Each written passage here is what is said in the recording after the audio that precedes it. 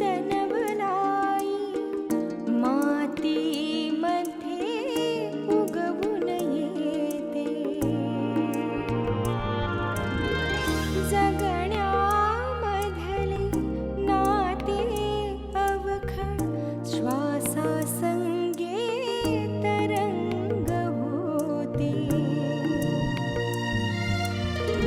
अंतरातली ऊन सावली पसरत जाते आयुष्यावर नव्या कोवळ्या पानांसाठी झाडामध्ये हिरवी थरथर दारावरती दिवस उभा अंधाराचा उपसून गाळ सावरताना कधी ढळताना पदरामध्ये आलं आभाळ पदरामध्ये आलं आभाळ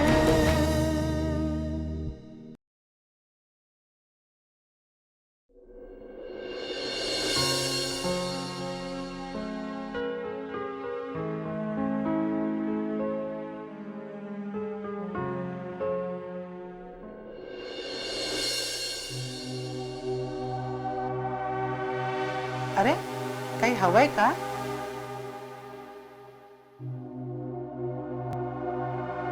बस इथे. काय नक्की काय झालंय? कुठे काय? काही नाही रे.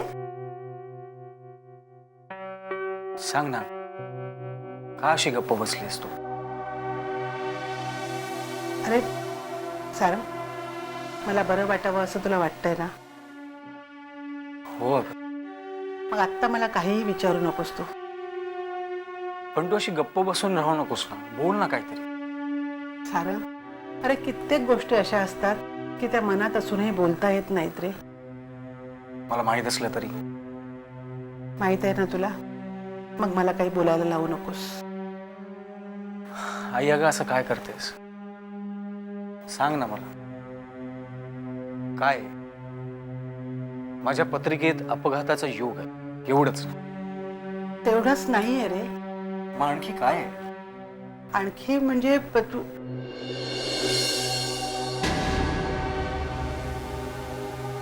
सारंग, तुला नानांनी बोलवलंय. मी आईशी बोलतोय जरा. मला वाटतं की जी औषधं आणायची आहेत त्यासाठीच बोलवलेलं असणार. हो का? मग मी ते आधी घेऊन येतो. सारंग, हा, स्कूटरने नको जाऊस. अगं स्कूटरनी कशाला जाईल? इथं चौकात तर जायचंय ना. जा, मी हिच्याजवळ थांबतो. चल. बर.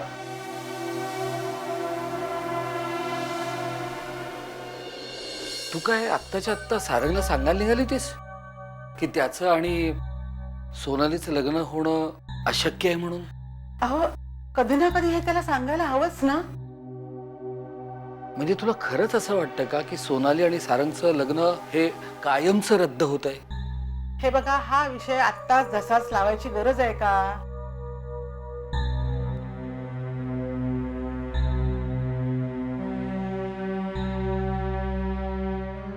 हे काय तू पलंग सोडून कुठे निघालीस?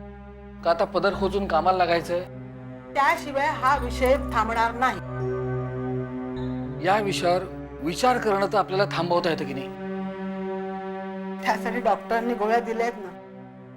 2 गोळ्या घेतल्या की सगळे विषयच बंद होतात. सगळं विचार करणंच थांबतं.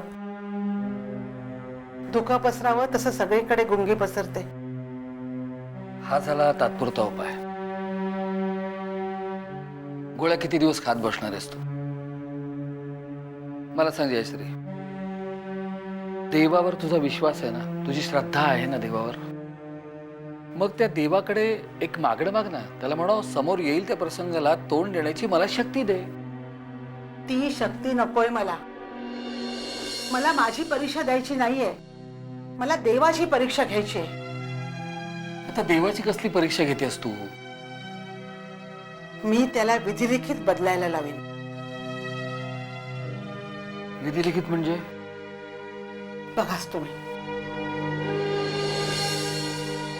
माणसांची मला कमाल वाटते. यांची देवावर श्रद्धा असते, विश्वास असतो. मग ही माणसं एवढा त्रास का करून घेतात? पदरामध्ये आलं आभाळ.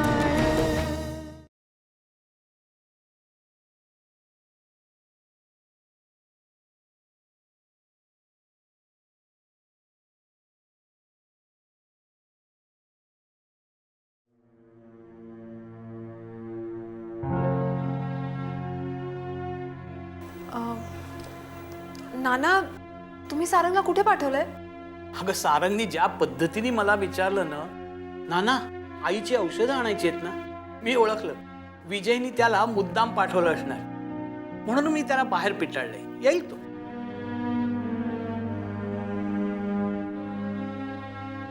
नाना, एक विचारू?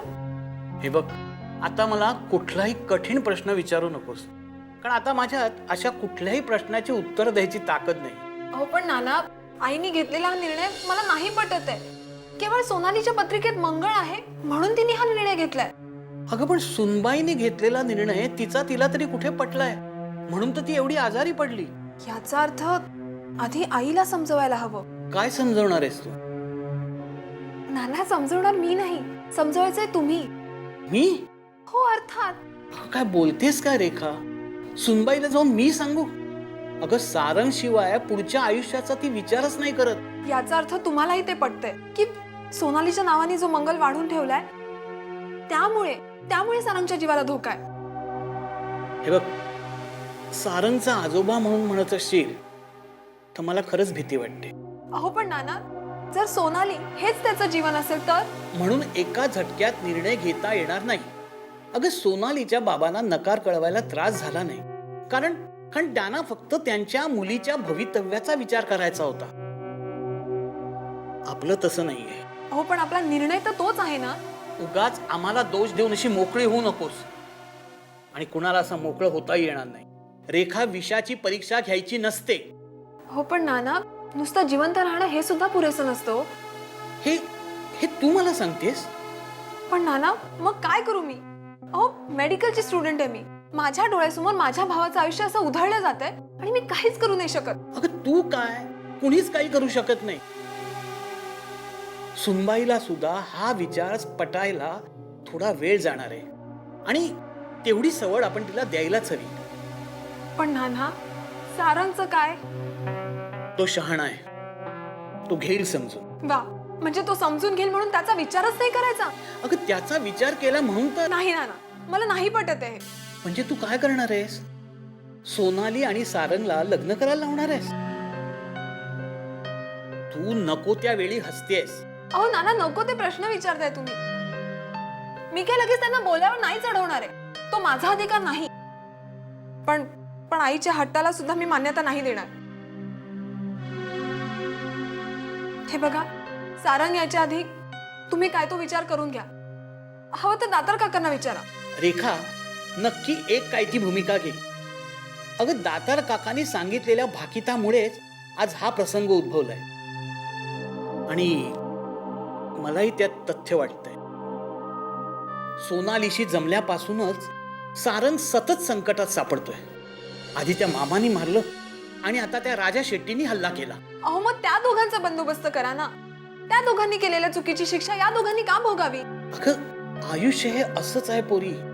आपण किती हट्ट केला ना, म्हणून प्रत्येक काचं उत्तर मिळेलच असं नाही. कुणा कुणाचा सजा कुणाला, ही रीतच आहे जगाची. असेल ही जगाची रीत, पण ती मला मान्य नाहीये. रेखा, हे रेखा, शांत शांत हो रेखा. आई ना.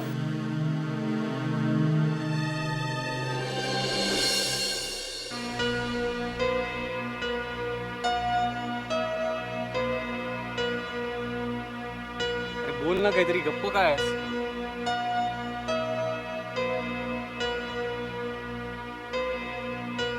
काय बोलणार?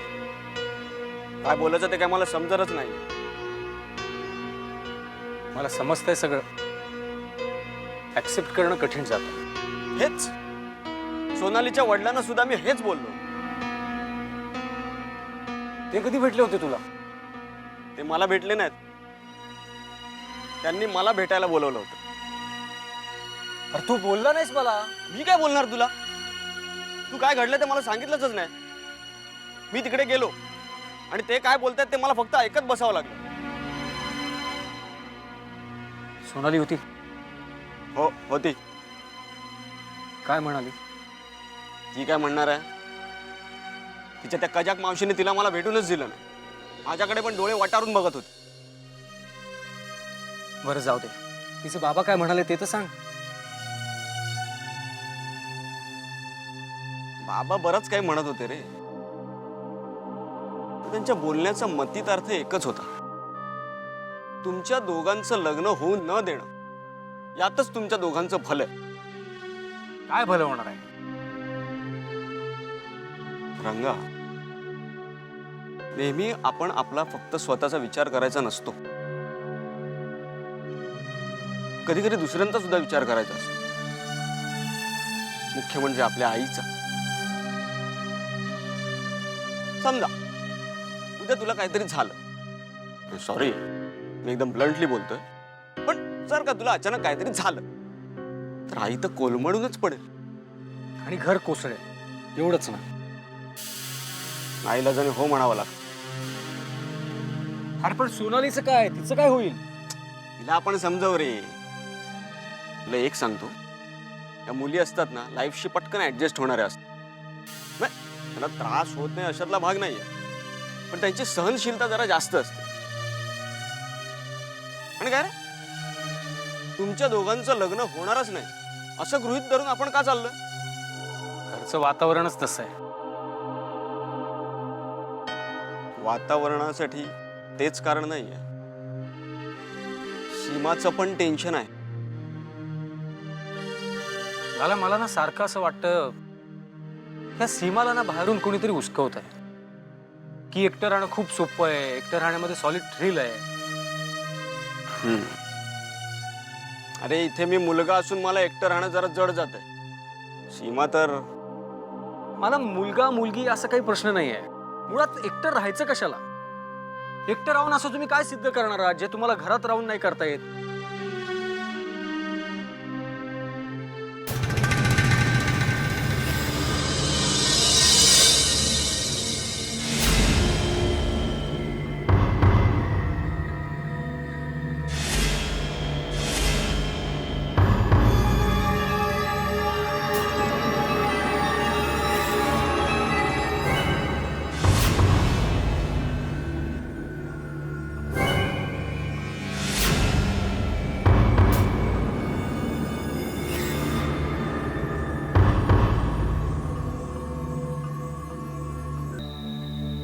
ये लो.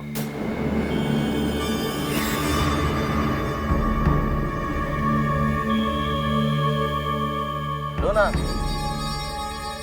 काय क्या बोलते उसको, वो अपॉइंटमेंट लेटर. Appointment letter? किस बात का? क्योंकि दूसरा भाई है क्या?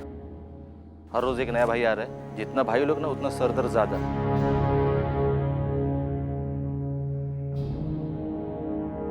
ए, अरे बकवास आहे ना बंद कर.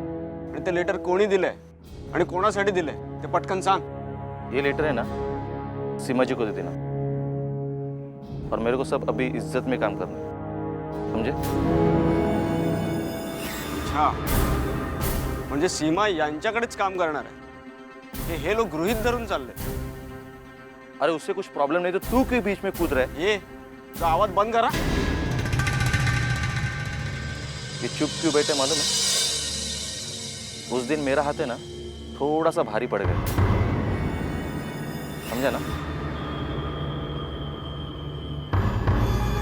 हे लेटर फक्त सीमाजीला द्या. ह्याच्यामध्ये टायमिंग सगळे रूल्स लिहिलेले आहेत. आणि तर सीमाजी माझ्या ट्रॅव्हलिंग एजन्सीमध्ये काम करणार. तर मेरे को कुछ लोचा नहीं मांगते, सब काम सिस्टमैटिक करना चाहता हूँ मैं. अरे तू का गप्प आहेस? मैं भी वही सोच रहा था. चलो छोड़ो.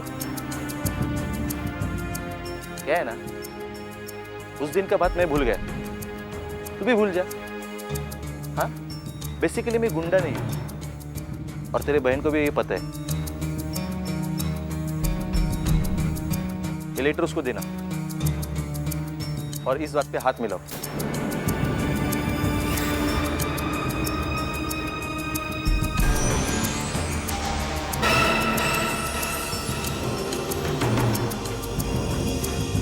एक मिनिट, क्या है?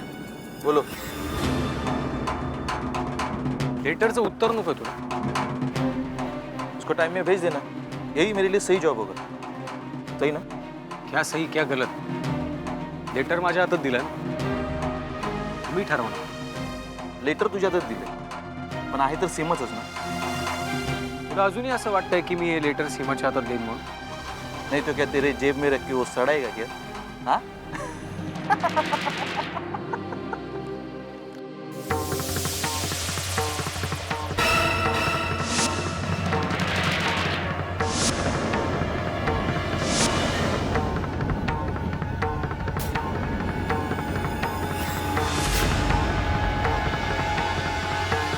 पदरामध्ये आलं भाळ.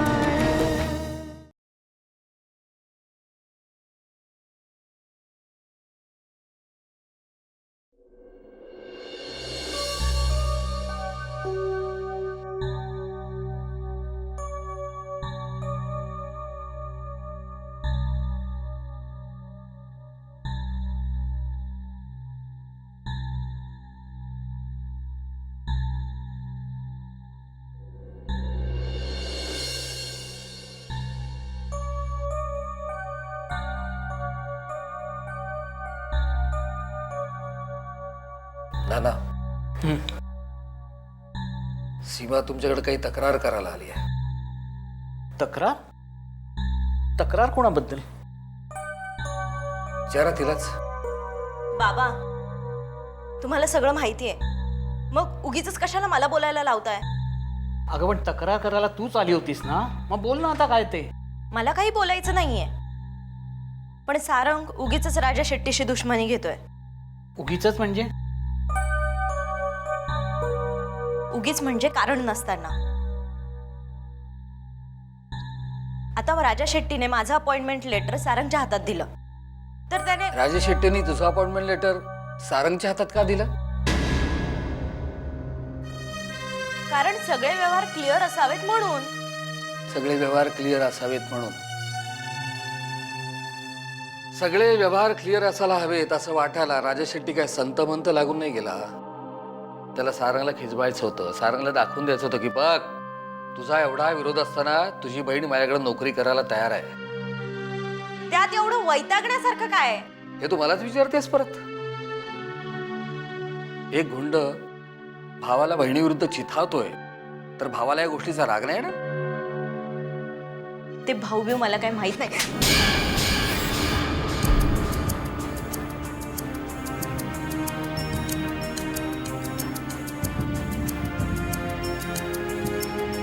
बघ, तुला या घरात राहायचं असेल ना तर या घरात राहा. तुझी मर्जी नसेल तर या घरात राहू नकोस. तुला राजा शेट्टीकडे नोकरी करायची असेल तर कर, नाही तर राजा शेट्टीकडे नोकरी करू नकोस. पण एक गोष्ट कायमची ध्यानात ठेवायची, सारंग हा आमचा मुलगा आहे. सारंग हा जयश्रीचा आणि माझा मुलगा आहे. सारंग नानांचा नातू आहे. माझ्या आणखीन 2 मुली आहेत ना, सारंग त्यांचा सख्खा भाऊ आहे. आणि हे या घरातलं वास्तव आहे, लक्षात ठेवायचं. मग जर उद्या काही झालं तर तुझ्यामुळे झालं म्हणून मला दोष देऊ नका. मग काही झालं तर म्हणजे? सीमा, तुला काय म्हणायचंय? याचा अर्थ तुझं आणि राजा शेट्टीचं बोलणं झालेलं आहे. मग काही झालं तर? अगं, हे वाक्य इतकं साधं नाहीये आणि ते तुझ्या तोंडी शोभत सुद्धा नाही.